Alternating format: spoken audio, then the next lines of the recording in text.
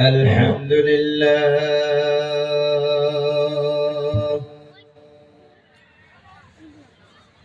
الحمد لله كفى وسلام على عباده الذين اصطفى أما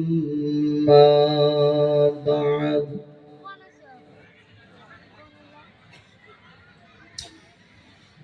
فقد قال الله تبارك وتعالى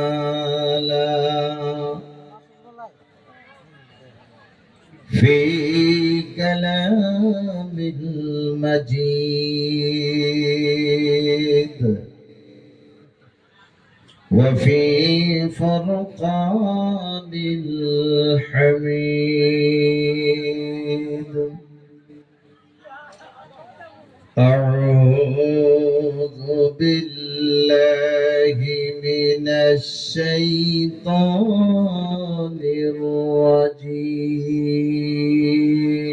الرجيم بسم الله الرحمن الرحيم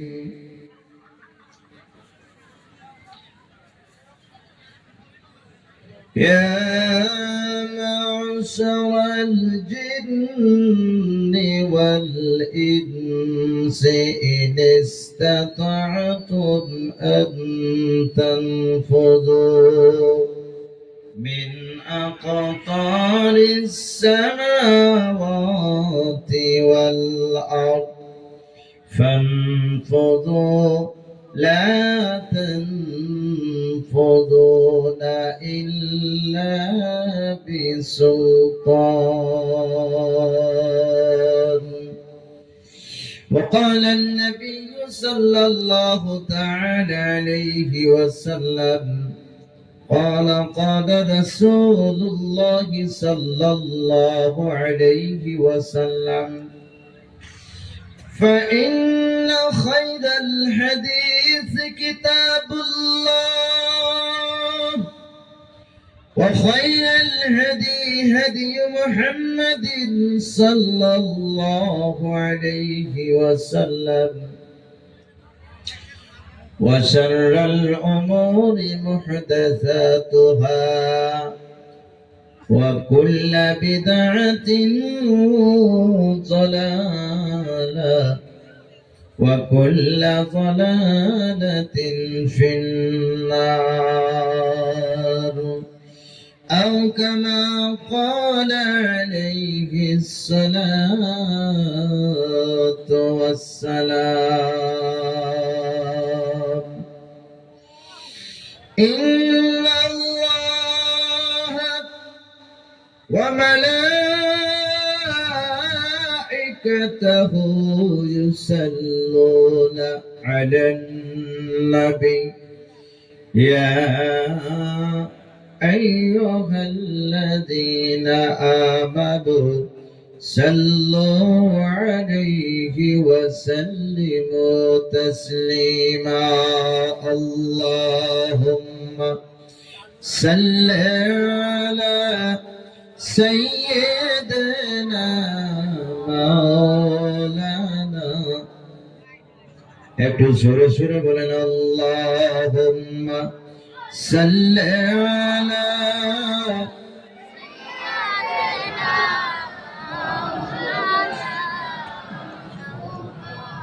وعلى آل سيدنا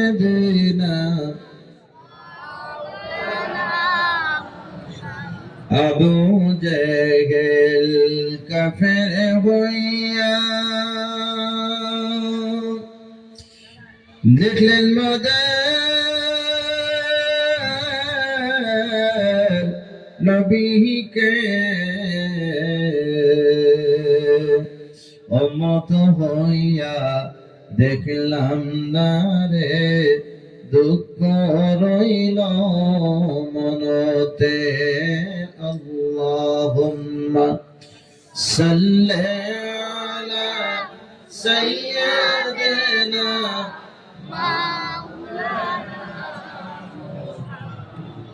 وعلى آل سيدنا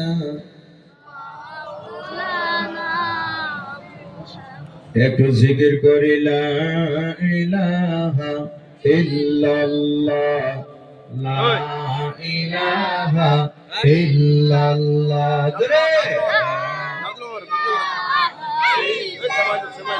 আরো জোরে লা ইলাহা ইল্লাল্লাহ লা ইলাহা ইল্লাল্লাহ লা ইলাহা জোরে সুরে লা ইলাহা ইল্লাল্লাহ লা ইলাহা যার দিলে আসে আল্লাহর ভয় যার দিলে আসে আল্লাহর ভয় আল্লাহ আল্লাহ সব সময় আল্লাহ আল্লাহ সব সময় তাহার নিদেন ভালো লাগে না ভালো লাগে ইল্লাল্লাহ লা ইলাহা ইল্লাল্লাহ লা ইলাহা লা ইলাহা ইল্লাল্লাহ লা ইল্লাল্লাহু মুহাম্মাদুর রাসূলুল্লাহ সাল্লাল্লাহু আলাইহি ওয়াসাল্লাম। সম্মানিত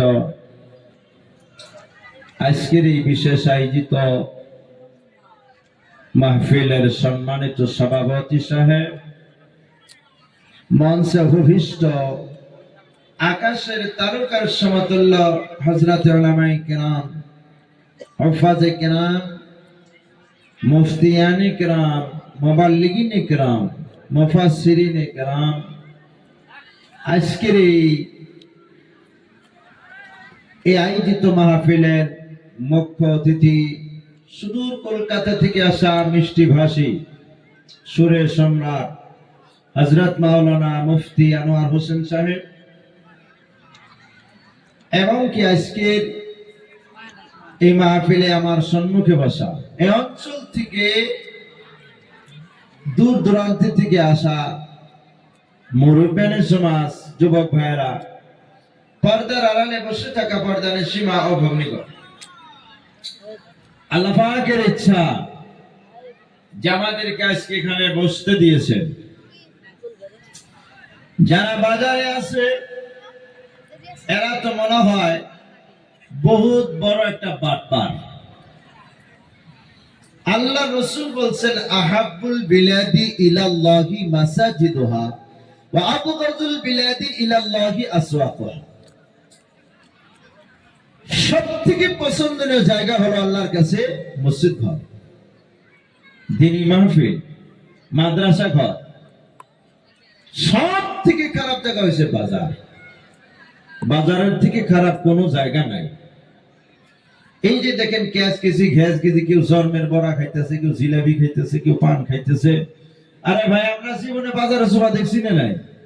কথা খান দেখছেন না নাই? বাজার তো ডেইলি যাই। কোনদিন কি মিক্স আছে বাজারে যাওয়া? আজকে একটি বিশাল মাহফিল, যেটা গুনাহ মাফের মাহফিল, যেখানে বসলে আল্লাহ পাক আগে পিছনের সগীরা গুনাহ আল্লাহ মাফ করে। দেখেন সুবহানাল্লাহ, মনে হয় যে আতুর দেবাই রে কোন না সুবহানাল্লাহ। কিছুদিন আগে একটি প্রোগ্রামে গিয়েছিলাম মিয়ানমার। ওইখানে একটা পাহাড় আছে, 59 পাহাড়। যে পাহাড়ে একটা কম 1 কোটি মূর্তি আছে। 1 কোটি পাথর কাইটা কাইটা কাইটা কাইটা খোদাই করে করে মূর্তি বানিয়ে রাখছে পুরা চতুর্দিকে। ইউটিউবে যদি সার্চ করেন 59 পাহাড় দেখতে পারবেন। এই এত বড় পাহাড় হিসাবে ওই জায়গার মানুষ, পাহাড়ের মধ্যে যত পাথর দেখলাম, শক্ত হওয়ার দরকার আছে নাকি? ওই জায়গায় মাহফিলে যখন সুবহানাল্লাহ বলতে বলছি, মনে হয় কিয়ামতের একটা শব্দ আর উজ্জ্বলিত হয়ে গেল, এত জোরে সুবহানাল্লাহ বলে। আর আমরা যখন সুবহানাল্লাহ বললি কেউ সিবিতে ধরে গেছে, হ্যাঁ নেলি যদি আবার দাঁত ভাঙে, শরীরের রক্ত যদি একটু ক্ষয় যায়, মানে সিবিতে ধরে গেছে, হ্যাঁ নেলি কিরে ভাই, যে জায়গায় সুবহানাল্লাহ বললে জান্নাতের ভিতরে একটা গাছ তৈরি হয়, এত আদর করে সুবহানাল্লাহ বলার কি দরকার আছে? না জমা করে রে হেমা বোনের কানে যাই কইবেন কালকে সুবহানাল্লাহ জোরে কওয়া যাবে তো না, অসুবিধা তো নাই। আজকের এই ওয়াজে নারাজ তো কেউ নাই, কারা কারা নারাজ আছে না উঠাই? তবে একজন জাহি মারছে, উঠাই নাই কিন্তু জাহিটা দিছে আর কি। আরে ভাই একটু স্মার্ট হওয়া লাগবে, স্মার্ট না হলে কাজ হবে না। এখন এক বক্তা বয়ান করতেছে, কয়জন নবী সামনে যারা শাস্তি দিয়েছে তারা জাহান্নামে যাবে, জোরে কোন সুবহানাল্লাহ। এটা কইবার কইছে, জাহান্নামের কথা বলে বসে সুবহানাল্লাহ কয়, জাহান্নামের কথা বলে কি কয় লাগে, নাউজুবিল্লাহ, তাই না? আর যদি ভালো একটা সুনামের কথা কইছে তাহলে সুবহানাল্লাহ, সুবহানাল্লাহ, আল্লাহর প্রশংসা করলে আলহামদুলিল্লাহ, ঢোক গিললে আলহামদুলিল্লাহ। যখন মানুষের গলার মধ্যে ভাত একবার আটকে ধরে তখন আলহামদুলিল্লাহ কথা মনে হয়। তখন যদি 100 বারও পড়েন আর বাতি ভিতরে দিবেন আলহামদুলিল্লাহ কইবেন। পায়খানা আসার আগে লেট্রিন ঠিকঠাক লাগবে নাকি, তা নাহলে কিন্তু শরম বানাবো, আর নাহলে ময়দানে অনুভূতির পাহাড় বাইর করে বহন লাগবে। কারণ ঠিক কিনা মাতরম দোস্ত বুজুর্গ, এই মাহফিলে বসার সাথে যদি আল্লাহ আমাদেরকে গুনাহ মাফ করে, তাহলে এখানে বসা ভালো নাই যে বাজারে বড়া খাইতেছে এনে যাব? কোনটা ভালো? এনে বসা ভালো। কোনটা ভালো? মুরগি যখন ডিম পারে পাতে দেয়, তাই না? নাই এইরকম খেরের মধ্যে গোল ভাত বসায়, কিছু নষ্ট হয়, কিছু বাচ্চা ফুটে নষ্ট, ডিম দিলা এগুলা কিন্তু গৃহস্থ দেখা হয় না, সর্বনাশা ডিম এতটা দেখি নাই না, বাতে দিলাম জানছে কোন কোন আউসে নষ্ট হইলো, খায় না? নাই রাস্তায় ফেলাইলে কুত্তাইও খায় না, খায় কি? আর যেগুলা বাচ্চা ফুটে এগুলার জন্য গৃহস্থ খুশি হয়ে যায়, যাই হোক 10টা তো উঠছে, খুশি হয় না? নাই তদ্রুপ এই মাহফিলের একটা মালিক আছে, কোরআন হাদিস যে বলি আমরা, আমাদেরকে বলনেওয়ালা বা বলানোর জন্য একজন মালিক আছে না? নাই আছে। সেটা কে? আল্লাহ। জোরে বলেন কে? আল্লাহ। আল্লাহ। এই আল্লাহর মাহফিলে যে বসছেন, যে কয়জন বসছেন আল্লাহ রাজি খুশি হয়েছে, কোন সুবহানাল্লাহ, সুবহানাল্লাহ। আর যে কয়টা বসে নাই এর মধ্যে কিছু আছে শিরা লঙ্কা নাড়ুর মধ্যে, কিছু আছে শিকড় খাওয়া পাটি, শিকড় খাইতে খাইতে পুটকির মাংস শুকিয়ে গেছে, গাট গাট দামানে বগে না খেলে হালে আর ডুলে ওরই শিকড় বাসে না, আবার বিয়েও করে শিকড় মুখের মধ্যে দেয় ফু একটা যে দেয় ফু দাসকা, ও তুই যদি তোর শখ আছে বেখানি খাইয়ে মর একটা ফু দাসকা। আবার কেউ কেউ দেখবেন লং প্যান্ট বেল বেল দিয়েই লং প্যান্ট পরে, তাও 5 মিনিট চাইয়া দেখবেন যে কোকরাঝারের 2 পাহাড় বাইরে গেছে, ওইটা একটা আলাদা বেডি লাইফস্টাইল একটা আছে, কোন ঠিক কি না? এই সমস্ত সাইজ করতে গেলে মাদ্রাসার প্রয়োজন আছে না? মাদ্রাসার পুরান কি আন্ডার ফ্যান কিনতে ঘুরে না, ওরা কি শিকড় খায় না? অনেক চাষা আছে এই ঠান্ডার সিজনে লেট্রিং এ বইও বিড়ি খায়, পুরা সে টান দেয়, কয় বিড়ি যেটা মজা নাকি, যদি কওয়া যায় হুজুর বিড়ি খাইলে পায়খানা ক্লিয়ার হয়, বিড়ি খাইলে কিন্তু পায়খানা ক্লিয়ার হয়, তাহলে তো ডাক্তারের দরকারই নাই দুনিয়ায়। আচ্ছা লেট্রিং এ যে জোরে যে টান দেয়, খালি কি বিড়ি দুমায় ভিতরে যায় না আরো কিছু যায়? কথা বল না, যায় না? খালি বিড়ির ধোঁয়া কিন্তু যায় না, অরিজিনালটাও যায়। আর এটা যখন ভিতরে যায়, যাই পেট আরো ফুলে, পায়খানা ক্লিয়ার হয়। কেউ কেউ কয় যে জারের দিনে দুধের পিঠা খেলে যেরকম মজা, বিড়ি আর পান্তা খেলে ঠান্ডার দিনে তার থেকে বেশি মজা। হয়তো বিড়ি যারা খায় ছাগলের পাটার থেকেও বেশি করত। বগলদা যখন যায় দেখবেন কিরকম যে বন্ধু। রমজান মাসে গুয়াহাটিতে কালেকশনে গেছি, ইফতার টিফতার কইরা এক বুড়া বেটা 4টে বিড়ি ধরাইছে, 4টে। আপনি চাচাই তুলি ধরাইছেন কে? ওই সারাদিন যে খাই নেই এটার কাজা উঠাইতেছে, ভাই একবারে চারটা ধরেছে মনে হয় ভ্যাকটি ধরাই, এত বল ঠেকতেছে। দেখ শয়তানে কত দূর নিয়ে গেছে। বিড়ি খাইলে যদি পাল থাকে, আর এই মাহফিলে বসলে তাহলে কি ঠ্যাং পুরা নিয়ে যাবো কি? মাহফিলে বসলে উজবিস করা যাবো কি? বিড়ি খাওয়ার থেকে এখানে নাকি বেশি কিনা? বেশি না নাই? বেশি। আখেরি মোনাজাত করে কেডা কেডা যাইমু? হাত টানছে দেখি। মাশাআল্লাহ। একজনে কইল ইনশাআল্লাহ। ইনশাআল্লাহ। ইনশাআল্লাহ। ইনশাআল্লাহ। আবার আল্লাহ চাহে, আল্লাহ যদি ইচ্ছা করে তাহলে সে নাকি? আল্লাহ রাসূল বলছেন আলহামদুলিল্লাহি তামলাউল মিজান সুবহানাল্লাহি ওয়ালহামদুলিল্লাহি তামলাআন আও তামলাউ মা বাইনাস সামাওয়াতি ওয়াল আরদ। জোরে বলা যাবে আল্লাহু আকবার। আল্লাহর নবী বললেন আলহামদুলিল্লাহি তামলাউল মিজান। এই রকম মাহফিলে বসে একবার আলহামদুলিল্লাহ বলার সঙ্গে সঙ্গে মিজানের পাল্লা রব্বুল আলামিন ভারী করে দেয়। আবার বলছে সুবহানাল্লাহি ওয়ালহামদুলিল্লাহি তামলাআন। সুবহানাল্লাহ যদি বলতে পারে, আলহামদুলিল্লাহ একসঙ্গে যদি দুইটা তাসবিহ যদি কোনো ব্যক্তি বলতে পারে, আসমান জমিনের মাঝখানে যত ফাঁকা জায়গা আছে আমার আপনার আল্লাহ নেকি দিয়ে ভর্তি করে দেয়। এত দামে মাহফিলে আল্লাহর হাবিব বললেন মান জাআ বিল হাসানা, যারা একটা নেকি নিয়ে আল্লাহ রাব্বুল আলামিনের দিকে অগ্রসর হয়। যখন বাড়ি থেকে নিয়ত করে বের হলেন, বলে সাসাফানি মাদ্রাসায় গিয়ে হেডলাইনে বসে বসে কোরআনের কথা রাসূলের কথা শুনবো। আমার আপনার আল্লাহ রাব্বুল আলামিন সঙ্গে সঙ্গে তোমার দিকে 10টা নেকি নিয়ে অগ্রসর হয়েছে। একটা নেকি নিয়ে যদি আল্লাহর দিকে অগ্রসর হয়, আল্লাহ পাক সেই ব্যক্তির দিকে 10টা নেকি নিয়ে হাজির হয়ে যায়। সুবহানাল্লাহ বলা যাবে না? ওমান জাআ বিসাইয়্যা, যদি কোনো ব্যক্তি একটা গুনাহ নিয়ে আল্লাহর দিকে অগ্রসর হয়, যে আল্লাহ একটা নেকি নিলে 10টা নেকি লিখতে পারে, সে আল্লাহ কি একটা গুনাহ বিনাময় 10টা গুনাহ লিখতে পারে কিনা?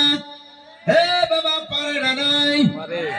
তবে আল্লাহ রাব্বুল আলামিন বলেছেন আমার বান্দা তারা বুঝে না গুনাহ করে, রাত্রের অন্ধকারে দিনের হড়কে, মাটির নিচে, ঘরের মধ্যে, জঙ্গলের মধ্যে, পানির নিচে যত গুনাহ করে, কিন্তু আবার রাত্রে 12টার পরে যদি আমি আল্লাহ আমার প্রতি বিশ্বাস করে যদি ওযু করে তরিকাত নফল নামাজ আদায় করে কোরআন তেলাওয়াত করে যখন আবার হাত বাড়ায়, আমি আল্লাহ সহ্য করতে পারি না, তামাম জিন্দেগীর সমস্ত গুনাহ খাতা মাফ করে দেয়।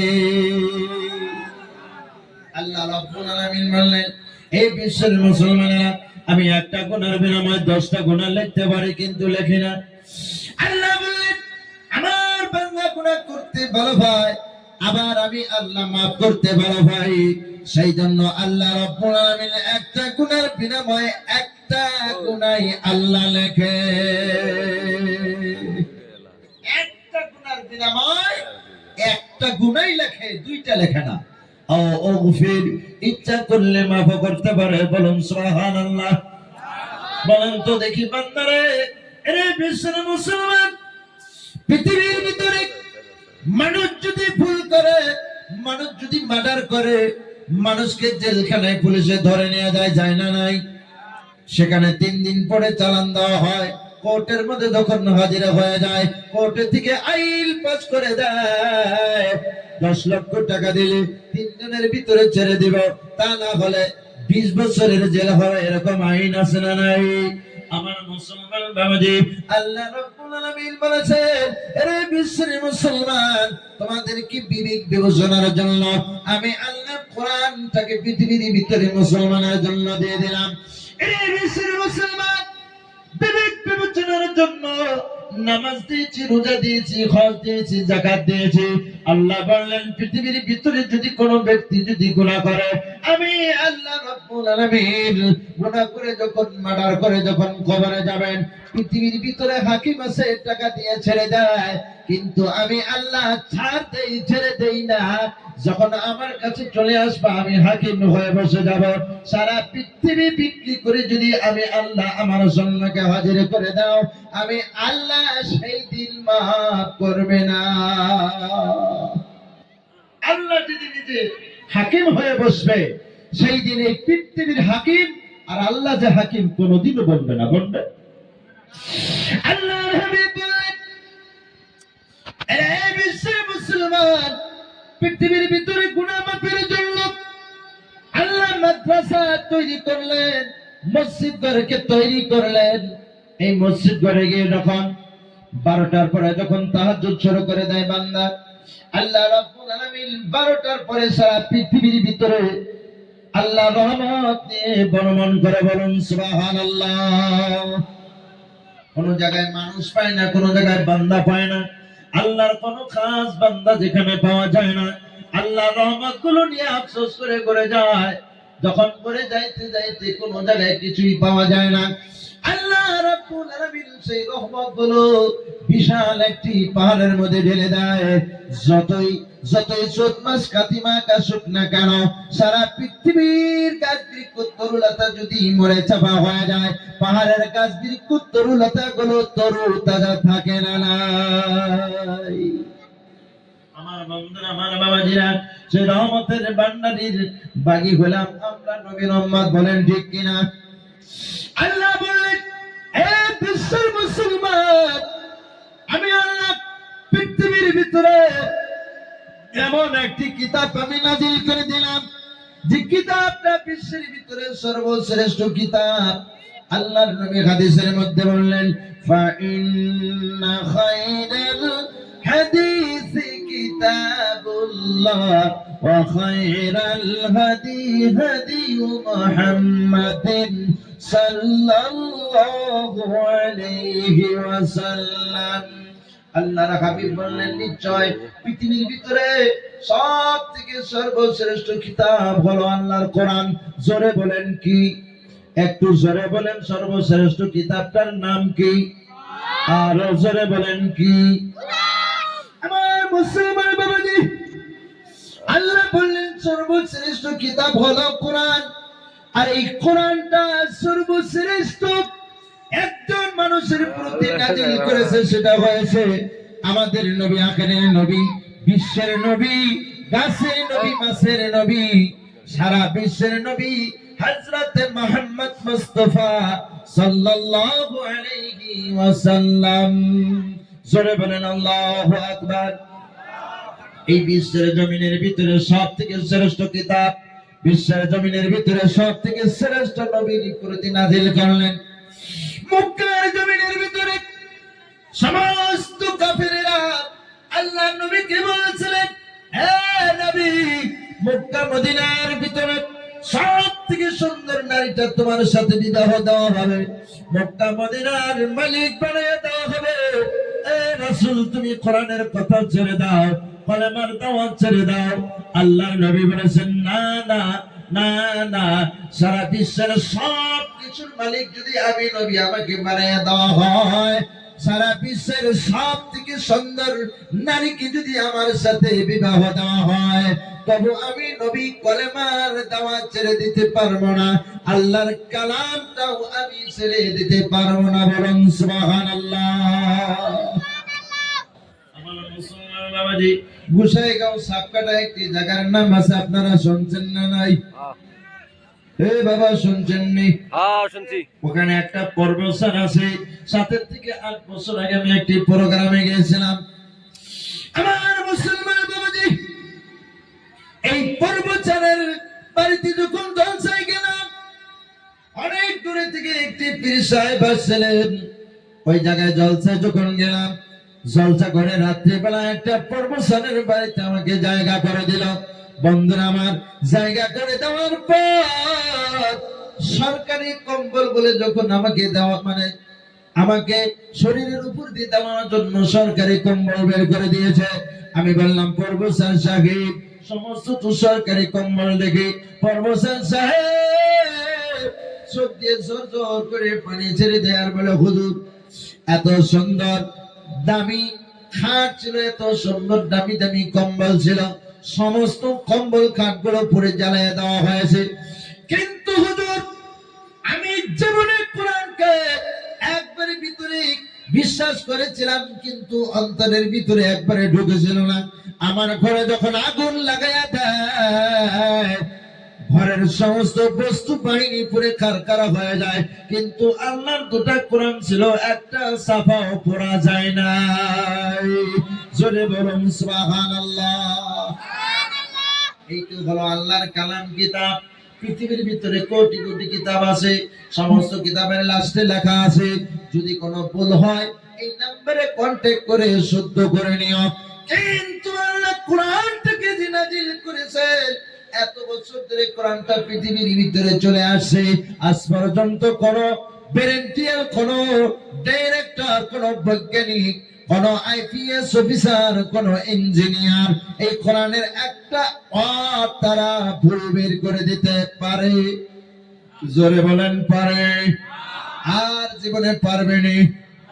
আমার মুসলমান বাবাজি, আমার আপনার আল্লাহ রাব্বুল আলামিন কোরআনুল কারীমের মধ্যে বললেন, এই বিশ্বের মুসলমান, পৃথিবীর সব জিনিসের মধ্যে সন্দেহ থাকতে পারে, কিন্তু আমি যে কোরআনটা বানাইলাম, কোরআনের প্রথম নম্বরে লেখা আছে সূরাতুল বাকারা, তার মানে গাই গরুর কিচ্ছা আছে এই সূরার মধ্যে। আলিফ লাম মিম, এইরকম 14টা শব্দ আছে। তার মানে হরফে মুকাত্তাত, আলিফ একটা শব্দ, লাম একটা শব্দ, মিম একটা শব্দ। এই শব্দগুলোর নাম হলো হরফে মুকাত্তাত, তার মানে কাটা কাটা শব্দ, একটা আলাদা আলাদা। আমার মুসলমান বাবাজি, কোরআনের মধ্যে আল্লাহ সবকিছু মানুষকে বুঝিয়ে দিলেন, সবকিছু মুফাসসিরিনে কেরাম বুঝতে পারে, কিন্তু হরফে মুকাত্তাতের অর্থ আজ পর্যন্ত কোন মুফাসসির, কোন উলামা, কোন মুফতিয়ানি কেরাম বুঝতে পারে না যে কোরআনের এই আয়াতের এই ওয়ার্ডগুলোর মিনিং আমার আপনার আল্লাহ এবং রাসূল ছাড়া পৃথিবীর ভিতরে কেউ জানে না। আল্লাহ রাব্বুল আলামিন বললেন, যালিকাল কিতাবু লা রাইবা ফীহি, এমন একটি কিতাব আমি আল্লাহ পৃথিবীর ভিতরে দিয়ে দিলাম, লা রাইবা ফীহি, যে কিতাবের ভিতরে বিন্দু পরিমাণ সন্দেহ নাই। কোরআন জবাব দিলেন যে আমি এমন একটি কিতাব, এই কিতাবের ভিতরে বিন্দু পরিমাণ সন্দেহ নাই, এক বিন্দু পরিমাণ ভুল নাই। এই কোরআন রিসার্চ করে করে মানুষে বৈজ্ঞানিক হইতেছেন, এই কোরআন রিসার্চ করে মানুষে প্লেন বানায়, এই কোরআন রিসার্চ করে মানুষে কত আধুনিক আধুনিক বস্তু তৈরি করতেছেন, বলেন ঠিক কিনা? আমার মুসলমান বাবাজি, এই কোরআনটাকে যখন জিজ্ঞাসা করা হবে, এ কোরআন তুমি কোথায় ছিলা আর আসলা কোথায়, কোরআন নিজে জবাব দিয়ে দিয়েছেন। কোরআনটা লৌহে মাহফুজে যারা ছিলেন, কোরআন নিজে জবাব দিলেন। লৌহে মাহফুজ থেকে জেরক্স কপি করে পৃথিবীর ভিতরে নবীর কাছে প্রেরণ করলেন। আমার বন্ধুরা, আমার বাবাজি, আল্লাহ নবীর প্রতি যখন কোরআনটা নাজিল হলো, আল্লাহ নবী গাড়ির ভিতরে কত কষ্টের মাধ্যমে কোরআনটা তার প্রতি নাজিল হলো, বিস্তারিত শুনে নিন। যখন প্রথম নাম্বারে জিবরাইল আমিন যখন আল্লাহ নবীর কাছে চলে আসলেন, আল্লাহ নবীকে বললেন, ইয়া রাসূলুল্লাহ, ইয়া হাবিবাল্লাহ, ইকরা বিসমি রাব্বিকাল্লাযী খালাক, খালাকাল ইনসানা মিন আলাক। আল্লাহ নবী বলেছিলেন, আনা লা আদরি, আমি কিছুই জানি না। নবীজি কোনোদিন কলেজেও পড়ে নাই, কোনো মক্তবেও পড়ে নাই, কোন মাওলানা সাহেবের কাছে কোরআনটা শিখে নাই। আমার মুসলমান বাবাজি, জিবরাইল আমিন দ্বিতীয়বার যখন বললেন, ইয়া রাসূলুল্লাহ, ইয়া হাবিবাল্লাহ, ইকরা বিসমি রাব্বিকাল্লাযী খালাক, এইভাবে একবার নয়, দুইবার নয়, তিনবার যখন বলেছিলেন, আল্লাহর নবী জবাব দিলেন, আলা লা আদরি, আলা না আদরি, আমি কিছুই জানি না, আমি কোন শিক্ষিত নই, আমি কোনদিন লেখাপড়া করি নাই। হযরত জিবরাইল আমিন আল্লাহর নবীর সিনার সাথে সিনাটা মিলাইয়া এমন ভাবে চিপা মারলেন, বাম দিকের হাড়গুলো মনে হয় ডান দিক দিয়ে বের হয়ে গেল, বাম দিকের গুলো মনে হয় ডান দিক দিয়ে বের হয়ে গেল।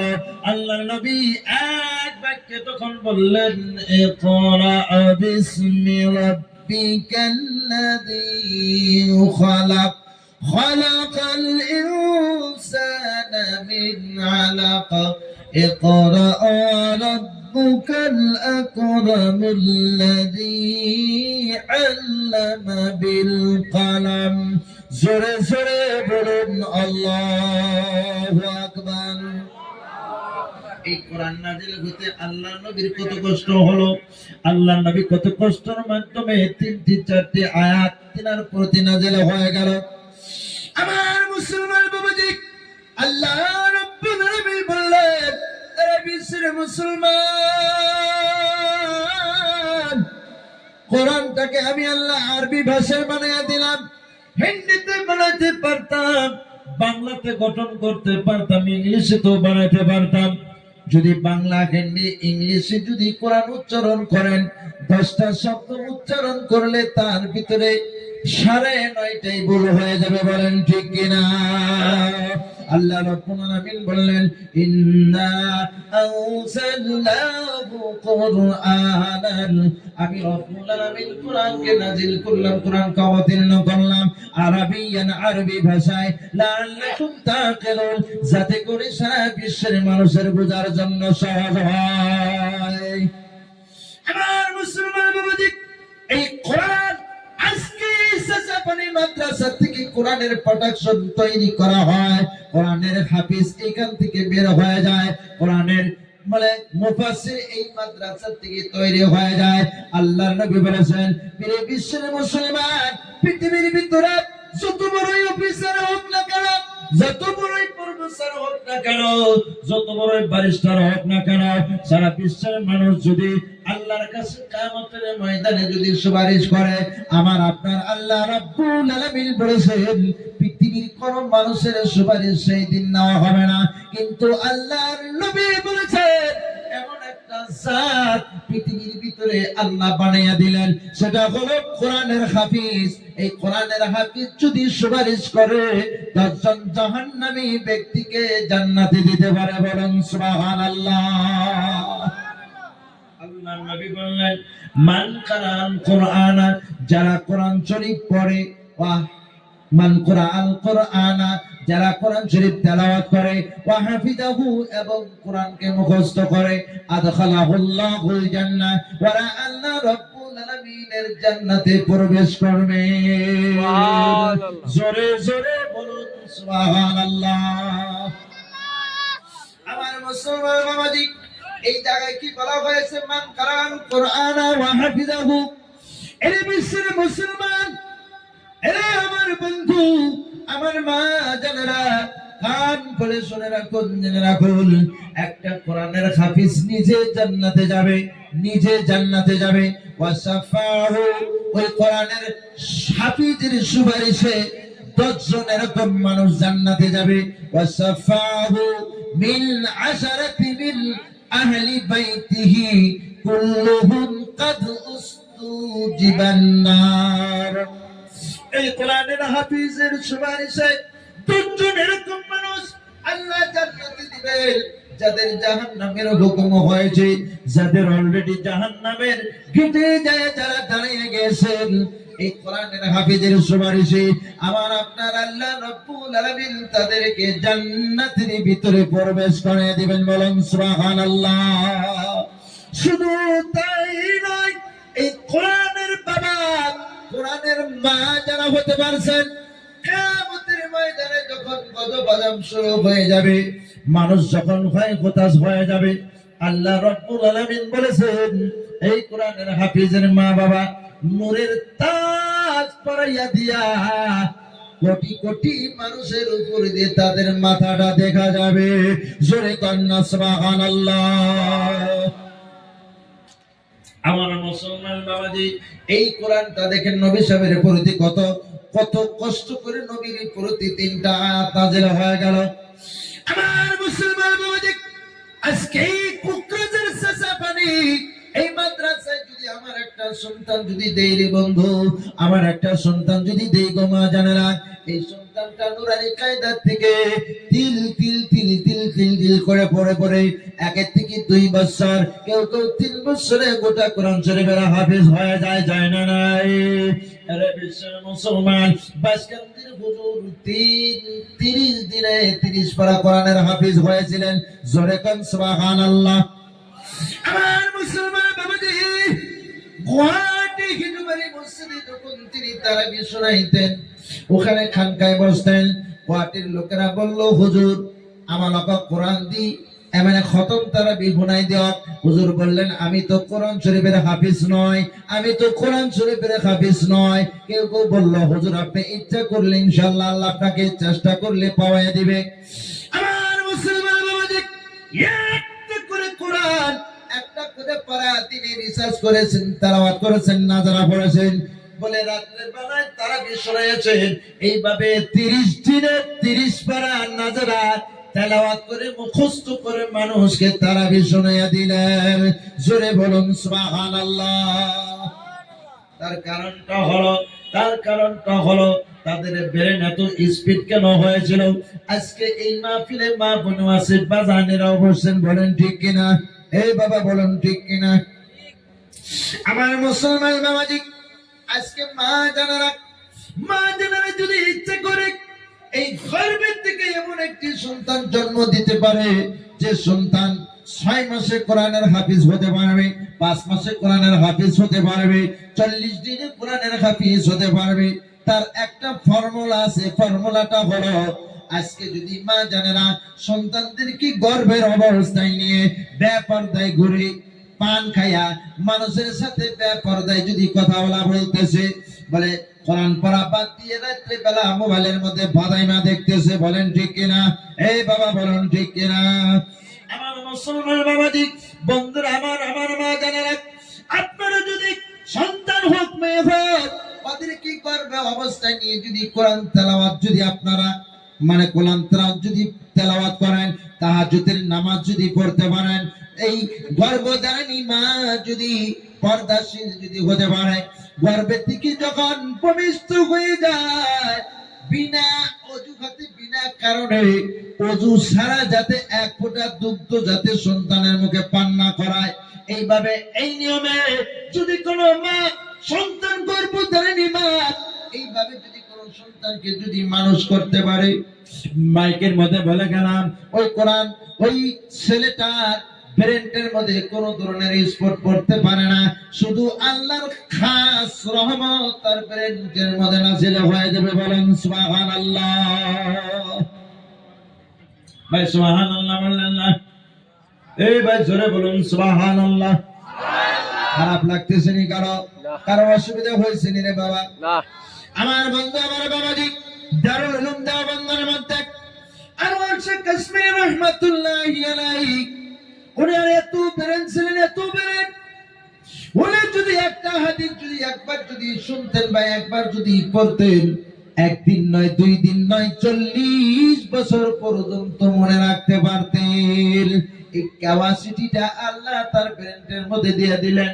তার কারণ হলো, বুখারী শরীফ যখন উনি পড়ে, উস্তাদে পড়ায়, উনি একদিক থেকে মুখস্থ শোনায়, উস্তাদ অবাক হয়ে গেল।